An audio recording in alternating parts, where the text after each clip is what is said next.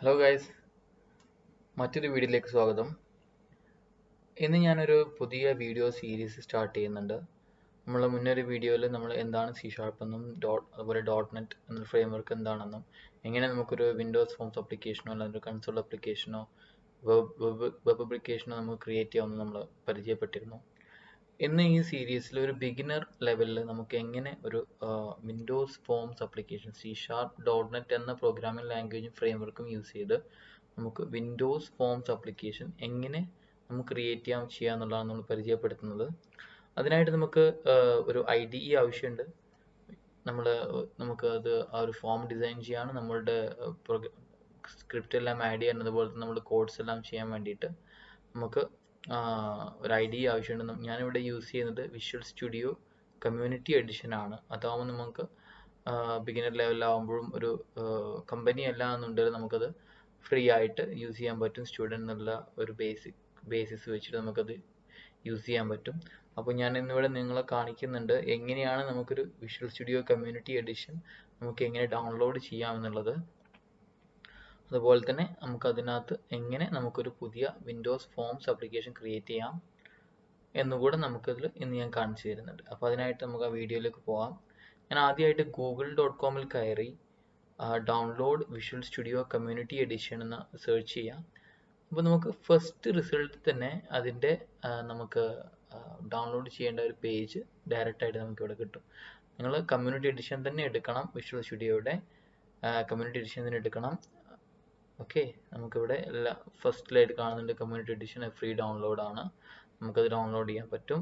പിന്നെ അത് നമുക്കിനി C# വേണ്ടി കോൺഫിഗർ ചെയ്യണം. അതിന് നമുക്ക് ലെഫ്റ്റ് സൈഡിൽ തന്നെ കാണാം നിങ്ങൾക്ക് ഹൗ ടു ഇൻസ്റ്റാൾ ഓഫ്ലൈൻ എന്നുള്ള. അപ്പോൾ അത് ക്ലിക്ക് ചെയ്ത് കഴിഞ്ഞാൽ നമുക്കിത് ഓഫ്ലൈൻ ആയിട്ട് എങ്ങനെ ഡൗൺലോഡ് ചെയ്തെടുക്കാം. അത് നമുക്ക് ഇപ്പോൾ കിട്ടുന്ന ഒരു ഓൺലൈൻ ഡൗൺലോഡറാണ്. അപ്പോൾ ഈ ഒരു ലിങ്കിൽ പോയി കഴിഞ്ഞാൽ നമുക്ക് എങ്ങനെ അത് ഓഫ്ലൈൻ ഡൗൺലോഡ് ചെയ്തെടുക്കാം എന്നുള്ളതും ഡീറ്റെയിൽസ് എല്ലാം അതിൽ അവൈലബിൾ ആണ്. അപ്പോൾ ഞാൻ അതിനെക്കുറിച്ച് കൂടുതൽ ഡിസ്ക്രൈബ് ചെയ്യുന്നില്ല. നിങ്ങൾക്ക് സിമ്പിളായിട്ട് ജസ്റ്റ് നോക്കിക്കഴിഞ്ഞാൽ തന്നെ അത് കാണാൻ പറ്റും. പിന്നെ ബൈ ഡിഫോൾട്ട് ആയിട്ട് തന്നെ വിൻഡോസ് ഫോംസ് ഇൻസ്റ്റാൾ ചെയ്യുന്ന സമയത്ത് .NET വിൻഡോസ് ഫോംസ് ആപ്ലിക്കേഷൻസും അത് ഇൻസ്റ്റാൾ ആവും. അപ്പോൾ നമുക്കത് ഓപ്ഷണലാണ്, കാണിക്കും അതിൽ നിങ്ങൾക്കത് ഇൻസ്റ്റാൾ ചെയ്യണോ എന്നുള്ളത്. അപ്പോൾ അങ്ങനെ ഇൻസ്റ്റാൾ ചെയ്തതിന് ശേഷം നമുക്ക് കിട്ടുന്ന നമുക്ക് ഈ വിഷ്വൽ സ്റ്റുഡിയോ ഒന്ന് ഓപ്പൺ ചെയ്യാം. അത് ഓപ്പൺ ചെയ്ത് കഴിഞ്ഞാൽ ഇങ്ങനൊരു വിൻഡോ ആണ് നിങ്ങൾക്ക് വരിക. അവിടെ നിങ്ങൾക്ക് ക്ലോൺ എ റെപ്പോസിറ്ററി ഉണ്ടാവും, ഓപ്പൺ എ ലോക്കൽ ഫോൾഡർ ഉണ്ടാവും, ഓപ്പൺ പ്രൊജക്റ്റ് ഉണ്ടാവും, അതുപോലെ തന്നെ ക്രിയേറ്റ് ന്യൂ പ്രൊജക്റ്റ് ഉണ്ട്. അപ്പോൾ ഞാൻ ആ ക്രിയേറ്റ് ന്യൂ പ്രൊജക്റ്റ് ക്ലിക്ക് ചെയ്ത് കഴിഞ്ഞാൽ ഇതുപോലൊരു വിൻഡോ വരും. അതിനകത്ത് നമുക്ക് ഞാൻ റിസെൻ്റ് ആയിട്ട് വിൻഡോസ് ഫോംസ് ആപ്ലിക്കേഷൻസ് ആണ് ക്രിയേറ്റ് ചെയ്തിട്ടുള്ളത്. അപ്പോൾ എനിക്ക് അത് റിസെൻ്റ് ആപ്ലിക്കേഷൻസിൻ്റെ അല്ലെങ്കിൽ പ്രൊജക്ട് ടൈപ്സ് എല്ലാം അവിടെ ലിസ്റ്റഡ് ആയിട്ടുണ്ട്. അല്ലാന്നുണ്ടെങ്കിൽ റൈറ്റ് സൈഡിൽ നമുക്ക് സെർച്ച് ചെയ്തെടുക്കാൻ പറ്റും. അപ്പോൾ ഞാൻ ഈ വിൻഡോസ് ഫോംസ് ആപ്ലിക്കേഷൻ തന്നെ ക്ലിക്ക് ചെയ്തു. അത് നിങ്ങൾക്ക് അതിൽ ബ്രാക്കറ്റിൽ കാണാൻ പറ്റും .NET ഫ്രെയിംവർക്ക് എന്ന് കൊടുത്തിട്ടുണ്ട്. അപ്പോൾ ഞാൻ അത് ക്ലിക്ക് ചെയ്തു, എന്നിട്ട് ക്രിയേറ്റ് എന്ന് കൊടുത്തു. ഇപ്പോൾ എന്നോട് ഇതിൻ്റെ ഈ പ്രൊജക്റ്റിൻ്റെ നെയിം ചോദിക്കുന്നുണ്ട്. ഞാനത് ഫസ്റ്റ് ആപ്പ് എന്ന് റീനെയിം ചെയ്യാൻ പോവാണ്. ഓക്കെ, അതുപോലെ തന്നെ നമുക്ക് ഇവിടെ അതിൻ്റെ ലൊക്കേഷൻ നമുക്ക് സെറ്റ് ചെയ്യാൻ പറ്റും, എവിടെയാണ് പ്രൊജക്റ്റ് സേവ് ആവാൻ വേണ്ടത്. അതുപോലെ തന്നെ നമ്മുടെ .NET ഫ്രെയിംവർക്ക് ബൈ ഡിഫോൾട്ട് 4 ആണ് സെലക്ട് ആയിട്ടുള്ളത്. ഞാൻ ആ 4 തന്നെയാണ് സെലക്ട് ചെയ്യുന്നത്. ഓക്കെ, അപ്പം ഞാനത് ക്രിയേറ്റ് കൊടുത്തു. ഇപ്പം നമുക്കൊരു പുതിയ പ്രൊജക്റ്റ് ഓപ്പൺ ആകും. പുതിയൊരു വിൻഡോസ് ഫോംസ് ആപ്ലിക്കേഷൻ്റെ ഒരു പ്രൊജക്റ്റ് വിഷ്വൽ സ്റ്റുഡിയോ IDEയിൽ ഓപ്പൺ ആയിട്ട് വരും. അതിൽ ഓപ്പൺ ആകുന്ന സമയത്ത് തന്നെ നമുക്കൊരു ബൈ ഡിഫോൾട്ട് ആയിട്ടൊരു ഫോം ഓൾറെഡി ക്രിയേറ്റ് ആയിട്ടുണ്ട്. നമ്മൾ ഡിഫോൾട്ട് ഫോം ആയിട്ട് ഫോം 1 ക്രിയേറ്റ് ആയിട്ടുണ്ട്. നമുക്ക് ഈ ഫോം തന്നെ യൂസ് ചെയ്യാൻ പറ്റും. ഇന്നത്തെ ഞാൻ നിങ്ങളെ കാണിക്കാൻ പോകുന്നത് എങ്ങനെയാണൊരു പ്രൊജക്റ്റ് റൺ ചെയ്യുക എന്നുള്ളതും, അതുപോലെ തന്നെ ഒരു ഹലോ വേൾഡ് മെസ്സേജ് നമുക്കൊരു മെസ്സേജ് ബോക്സിനകത്ത് ഒരു അലേർട്ടായിട്ട് ലിസ്റ്റ് ഞാൻ നിങ്ങൾക്ക് കാണിച്ചു തരുന്നുണ്ട്. അപ്പോൾ അതിനായിട്ട് ഞാൻ ആദ്യം ആ ഒരു പ്രൊജക്റ്റ് ക്രിയേറ്റ് ചെയ്തു. ഇനി അതൊന്ന് ബിൽഡ് ചെയ്ത് നോക്കാം എന്തെങ്കിലും ഇഷ്യൂസ് ഉണ്ടോ എന്നുള്ളത്. ഞാനത് ബിൽഡ് ചെയ്തു. ബിൽഡ് 1 സക്സീഡഡ് ആണ്. ഇനി നമുക്ക് ലെഫ്റ്റ് സൈഡിൽ നമുക്ക് ഒരു മെനു ഉണ്ട്. അവിടെ നമുക്ക് ടൂൾ ബോക്സ് എന്ന് കാണാൻ സാധിക്കും. നമുക്ക് വേണ്ട എല്ലാ ടൂൾസും നിങ്ങൾക്ക് ആൾ വിൻഡോ ഫോംസ് ഉള്ളതൊന്ന് എക്സ്പാൻഡ് ചെയ്ത് കഴിഞ്ഞാൽ pointers, buttons, label, check box, നിങ്ങളൊരു സോഫ്റ്റ്വെയർ കാണുന്ന സമയത്ത് അതിൽ കാണുന്ന എല്ലാ കോമ്പണൻസും നമുക്ക് ഈ ലെഫ്റ്റ് സൈഡിൽ കാണാൻ പറ്റും. ബൈ ഡിഫോൾട്ട് ആയിട്ട് വരുന്ന എല്ലാ കോമ്പണൻസും. ഇത് കൂടാതെ ഒരുപാട് തേർഡ് പാർട്ടി കോമ്പണൻസ് നിങ്ങൾക്ക് ലേറ്റർ സ്റ്റേജിൽ നിങ്ങൾക്ക് ആഡ് ചെയ്യാൻ പറ്റും. അപ്പോൾ ഞാൻ ഇന്ന് ആഡ് ചെയ്യുന്നൊരു ബട്ടൺ ആണ്. ഒരു ബട്ടൺ ഞാൻ എൻ്റെ ഈ ഫോമിലോട്ട് ഞാൻ ഡ്രാഗ് ചെയ്തിട്ടാണ് പോവാണ്. അപ്പോൾ അതിനായിട്ട് ഞാൻ ആ ഒരു ബട്ടൺ സെലക്ട് ചെയ്തതിന് ശേഷം ഈ ഫോമിലോട്ട് ഡ്രാഗ് ചെയ്യാം. ഓക്കെ, ഡ്രാഗ് ആൻഡ് ഡ്രോപ്പ് ചെയ്ത് കഴിഞ്ഞാൽ നമുക്ക് ആ ഒരു ബട്ടൺ നമുക്ക് ഇതിനകത്ത് യൂസ് ചെയ്യാൻ പറ്റും. ഞാൻ ഡ്രാഗ് ആൻഡ് ഡ്രോപ്പ് ചെയ്തു. ഇനി നിങ്ങൾക്ക് ഇതിൻ്റെ എന്താ പറയുക ലൊക്കേഷനും അല്ലെങ്കിൽ പൊസിഷനും കാര്യങ്ങളൊക്കെ നിങ്ങൾക്ക് ജസ്റ്റ് മൗസ് ഉപയോഗിച്ചിട്ട് നിങ്ങൾക്ക് സെറ്റ് ചെയ്യാൻ പറ്റും, അതിൻ്റെ സൈസും എല്ലാം. അപ്പോൾ ഇനി ഞാൻ ചെയ്യുന്നത്, ഇപ്പോൾ ഞാനിപ്പോൾ ഒരു ബട്ടൺ ഇതിലോട്ട് ഡ്രാഗ് ചെയ്തിട്ടു. ഇനി നമുക്ക് ഈ പ്രൊജക്റ്റ് ഒന്ന് റൺ ചെയ്ത് നോക്കാം എന്താണ് ഇപ്പോൾ സംഭവിക്കുക എന്നുള്ളത്. അപ്പോൾ നമ്മൾ പ്രൊജക്റ്റ് റൺ ചെയ്യല്ലാന്നുണ്ടെങ്കിൽ ഡീബഗ് ചെയ്യാനായിട്ട് മുകളിൽ നിങ്ങൾക്ക് സ്റ്റാർട്ട് എന്നുള്ളൊരു പ്ലേ ബട്ടൺ കാണുന്നില്ലേ, ഇതിൽ ക്ലിക്ക് ചെയ്ത് കഴിഞ്ഞാൽ നമുക്ക് ഈ ഒരു പ്രൊജക്റ്റിന് റൺ ചെയ്യാൻ പറ്റും. ജസ്റ്റ് ഞാൻ നിങ്ങൾ ഈ ഒരു ബട്ടണൊക്കെ റീസൈസ് ചെയ്ത് കാണിച്ച് നിങ്ങൾക്ക് ഇവിടെ കാണാൻ സാധിക്കും. നിങ്ങൾക്ക് ഈസി ആയിട്ട് അത് മൂവബിൾ ആണ്, ആ ബട്ടൺ മൂവബിൾ ആണ്. ഇനി ഞാനത് ആ പ്രൊജക്റ്റ് റൺ ചെയ്യാൻ പോവാണ് ബൈ ക്ലിക്കിങ് സ്റ്റാർട്ട്. അപ്പോൾ ഞാനത് ജസ്റ്റ് റൺ ചെയ്തപ്പോൾ കാണിച്ചു തരാം. ഓക്കെ, സോ നിങ്ങൾക്ക് ഇങ്ങനെ ഒരു വിൻഡോ, നമ്മൾ ആ ഒരു ഫോം ഇപ്പോൾ ഒരു ശരിക്കൊരു ആപ്ലിക്കേഷൻ്റെ ഫോം മാത്രമായിട്ട് നമുക്ക് ഇതിൻ്റെ ഔട്ട്പുട്ട് വന്നിട്ടുണ്ട്.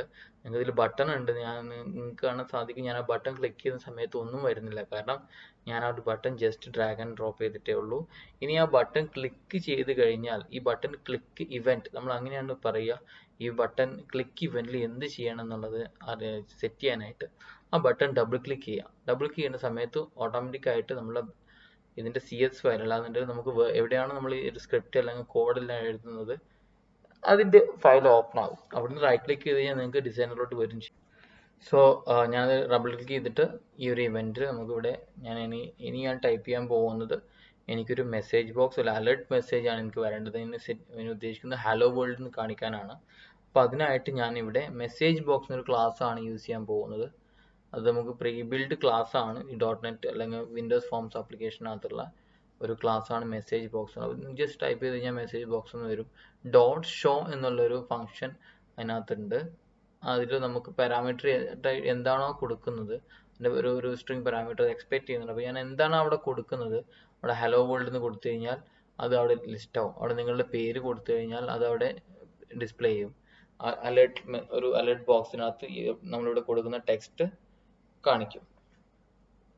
ഞാനത് സെറ്റ് ചെയ്തു. ഇനി നമുക്ക് ഈ പ്രൊജക്റ്റ് ഒന്ന് പിന്നെ റൺ ചെയ്യാം, ഒന്ന് ഡീബഗ് ചെയ്യാം, എന്നിട്ട് എന്താണ് വരുന്നതെന്ന് നമുക്ക് ജസ്റ്റ് ഒന്ന് കാണാം. ഓക്കെ, അപ്പോൾ ഞാൻ ജസ്റ്റ് റൺ ചെയ്തു. നിങ്ങൾക്ക് കാണാൻ പറ്റും വീണ്ടും ആ ഒരു ഫോം റൺ ആയിട്ടുണ്ട്. നമ്മളെ ബട്ടൺ നമ്മൾ ക്ലിക്ക് ചെയ്യുന്ന സമയത്ത് ഞാൻ സെറ്റ് ചെയ്തിട്ടുള്ള ഹലോ വേൾഡ് എന്നുള്ള അലേർട്ട് മെസ്സേജ് വന്നിട്ടുണ്ട്.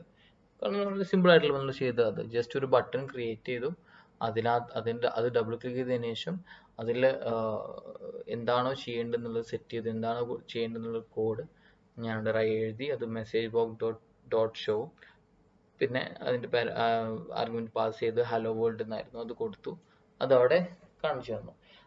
ഈ മെസ്സേജ് ബോക്സ് എന്നുള്ള ക്ലാസ് നമുക്ക് അലേർട്ട് ജസ്റ്റ് ഒരു മെസ്സേജ് കാണിക്കാൻ, അതുപോലെ തന്നെ കൺഫർമേഷൻ ഡയലോഗ്സ്, നിങ്ങൾക്ക് ഇത് ക്ലോസ് ചെയ്യണോ വേണ്ടെന്നുള്ള അലേർട്ട് ബോക്സസ്, കൺഫർമേഷൻ ബോക്സസ്, അതുപോലെ ഇൻഫർമേഷൻ ബോക്സ് എല്ലാം നമുക്കത് ഈ ഒരു ക്ലാസ്സിൽ അവൈലബിൾ ആണ്. അപ്പോൾ ഇന്ന് ഞാൻ നിങ്ങളെ പിന്നെ പരിചയപ്പെടുത്താന്ന് പറഞ്ഞത് വിഷ്വൽ സ്റ്റുഡിയോ IDE ആണ്. അത് ഞാൻ നിങ്ങൾക്ക് എങ്ങനെ ഡൗൺലോഡ് ചെയ്യാന്നുള്ളത് ഞാൻ കാണിച്ചു തന്നു. അതിനുശേഷം അതിൽ പുതിയ project Windows forms application project create ചെയ്തു. അതിനുശേഷം ആ ഒരു വിൻഡോസ് ഫോംസ് ആപ്ലിക്കേഷൻസിൽ ഒരു ബട്ടൺ ഞാൻ ഡ്രാഗ് ആൻഡ് ഡ്രോപ്പ് ചെയ്തു. എന്നിട്ട് ആ ഒരു ബട്ടൻ്റെ ക്ലിക്ക് ഇവൻറ്റിൽ ഒരു മെസ്സേജ് ബോക്സ് അല്ലെങ്കിൽ ഒരു മെസ്സേജ് ഡിസ്പ്ലേ ചെയ്യാൻ, അലേർട്ട് ഡിസ്പ്ലേ ചെയ്യാനായിട്ട് ഹലോ വേൾഡ് അലേർട്ട് എങ്ങനെ ഡിസ്പ്ലേ ചെയ്യാന്നുള്ളത് നിങ്ങൾക്ക് ഞാൻ കാണിച്ചു തന്നിട്ടുണ്ട്. ഇനി ഞാനിപ്പോൾ അവതരിപ്പിച്ച് നിങ്ങൾക്ക് എന്തെങ്കിലും ഒരു ബുദ്ധിമുട്ടോ അല്ലാന്നുണ്ടെങ്കിൽ ഈ അവതരണത്തിന് എന്തെങ്കിലും മാറ്റം വരുത്തുന്നുണ്ടെങ്കിൽ നിങ്ങൾ തീർച്ചയായിട്ടും ഇതിൻ്റെ കമൻറ്റ് ബോക്സിൽ ഒന്ന് പറയണം.